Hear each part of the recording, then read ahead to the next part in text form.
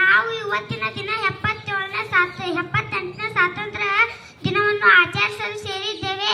ಭಾರತದ ಸ್ವಾತಂತ್ರ್ಯ ದಿನವು ಎಲ್ಲ ಭಾರತೀಯ ನಾಗರಿಕರಿಗೆ ಅತ್ಯಂತ ಮಹತ್ವದ ದಿನವಾಗಿದೆ. ಇದನ್ನು ಇತಿಹಾಸದಲ್ಲಿ ಶಾಶ್ವತವಾಗಿ ಉಲ್ಲೇಖವನ್ನು ಮಾಡಲಾಗಿದೆ.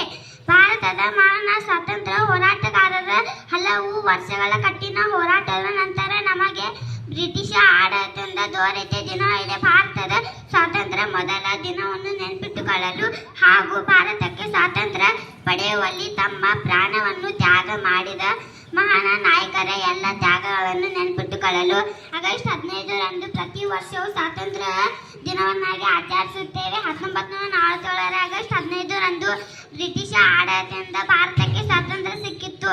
ಆನಂತರ ಭಾರತೀಯರಾದ ನಾವೆಲ್ಲರೂ ನಮ್ಮ ಮೂಲಭೂತ ಹಕ್ಕುಗಳನ್ನು ಪಡೆದುಕೊಂಡಿದ್ದೇವೆ. ಇದಕ್ಕೆ ನಾವೆಲ್ಲರೂ ಹೆಮ್ಮೆ ಪಡಬೇಕು. ನಮ್ಮ ಈ ಅದೃಷ್ಟಕ್ಕೆ ಕಾರಣರಾದ ಎಲ್ಲ ಸ್ವಾತಂತ್ರ್ಯ ಹೋರಾಟಗಾರರನ್ನು ಈ ಸಂದರ್ಭದಲ್ಲಿ ನೆನಪಿಸಿಕೊಂಡು ನಾವು ಅವರಿಗೆ ನಮಿಸಬೇಕು. ಭಾರತದ ಸ್ವಾತಂತ್ರ್ಯಕ್ಕೆ 1857ರಿಂದ 1947ರವರೆಗೆ ಹಲವು ದಶಕಗಳ ಕಾಲ ನಮ್ಮ ಪೂರ್ವಜರು ಹೋರಾಡಿದನ್ನು ಈ ಸಂದರ್ಭದಲ್ಲಿ ನಾವು ನೆನಪಿಸಿಕೊಳ್ಳಬೇಕು.